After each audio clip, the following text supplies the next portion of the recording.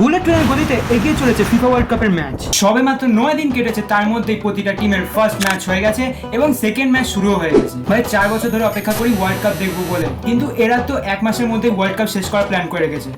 যেখানে আমরা ইন্ডিয়ানরা প্রতিটা টুর্নামেন্টে একদিনে একটা ম্যাচ দেখতে অভ্যস্ত, সেখানে এই ওয়ার্ল্ড কাপে একদিনে 5টা ম্যাচ হয়ে যাচ্ছে। আর টাইমিং তো আর কিছু বলার নেই, কারণ এটা যেহেতু ইউএসএ, মেক্সিকো এবং কানাডাতে হচ্ছে, তার জন্য তাদের টাইম অনুযায়ী আমাদের দেশে এই টাইমগুলো মানতে হচ্ছে। রাত্রিবেলা থেকে খেলা শুরু হচ্ছে, 10:30টায় খেলা, 12:30টায় খেলা, 3:30টায় খেলা, আবার সকালবেলায় 7:30টায় খেলা।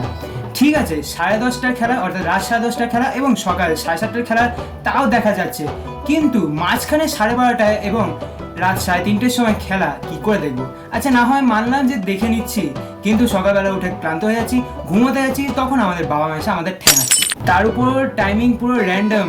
আজকে 10:30টায় খেলা হচ্ছে, রাত 10:30টায়, তো কালকে 9:30টায় খেলা।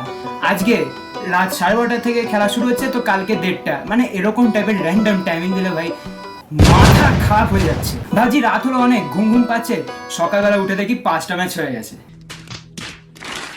আসলে ব্যাপারটা কি, কেন এত ফার্স্ট ম্যাচ খেলা হচ্ছে? চলুন এর পিছনের রহস্যটা আমরা জেনে নিই ছোট ছোট করে। এর পিছনে আছে মূলত 4টি কারণ, যেটা জানার পর আপনি বলবেন হ্যাঁ আমার মাথায় একবার এসেছিল। প্রথম রিজন হলো ক্লাব শিডিউল। আসলে প্রতিটা প্লেয়ার্সদের জন্য ইন্টারন্যাশনাল থেকে বেশি ইম্পর্টেন্ট ক্লাব টুর্নামেন্টস, কারণ ন্যাশনালের চেয়ে ক্লাব বেশি টাকা দেয়। এরপর ইউরোপিয়ান কান্ট্রিগুলো সারা বছর লিগ টুর্নামেন্ট করে, আগস্ট থেকে পরের বছরের মে পর্যন্ত। প্লেয়াররা তার জন্য রেস্ট পায় মাত্র 2 মাস, যার ফলে ওয়ার্ল্ড কাপ করানো হয় জুনে এবং জুলাইতে শেষ করলে 1টা মাস রেস্ট পাবে। Season 2, player injury. ফুটবলারদের কাছে ওয়ার্ল্ড কাপ একটি অতিরিক্ত টুর্নামেন্ট, এটা তাদের কাছে তেমন ম্যাটার করে না। এখানে ইনজুরি হলে ক্লাব ম্যাচ না খেলতে পারলে অনেক বড় ক্ষতি হবে। বেশি দিন ওয়ার্ল্ড কাপ চললে প্লেয়ারদের শরীর ভেঙে যেতে পারে, যার ফলে ফার্স্ট ওয়ার্ল্ড কাপ শেষ করলে প্লেয়ারদের ইনজুরি বেশি হবে না এবং রেস্ট পাওয়ার টাইম পাবে।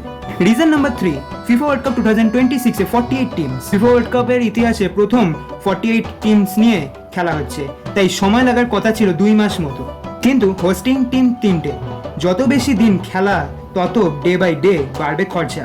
ফলে দিনে যদি 5টা করে ম্যাচ আর 1 মাসের মধ্যে খেলা শেষ করা যায়, 3টে দেশের খরচা পারফেক্ট ম্যানেজ হয়ে যাবে। রিজন 4 হলো টেলিভিশন ব্রডকাস্টিং। যত বেশি দিন খেলা চলবে, ব্রডকাস্টিং চ্যানেলকে তত বেশি টাকা দিতে হবে, স্পন্সরদের খরচাও দিতে হবে বেশি করে। এই বছর 16টি ভেন্যুতে খেলা হচ্ছে, ফলে যত বেশি দিন খেলা চলবে তাদেরকে তত টাকা দিতে হবে ভেন্যুগুলোকে। ফলে খরচা বাঁচানোর কথা ভেবেই এত তাড়াতাড়ি করে খেলাগুলো হচ্ছে। আমরা নর্মাল পাবলিক খেলার কথা ভাবি, কিন্তু প্লেয়ার্স এবং হোস্টার্সরা টাকার কথা ভাবেন।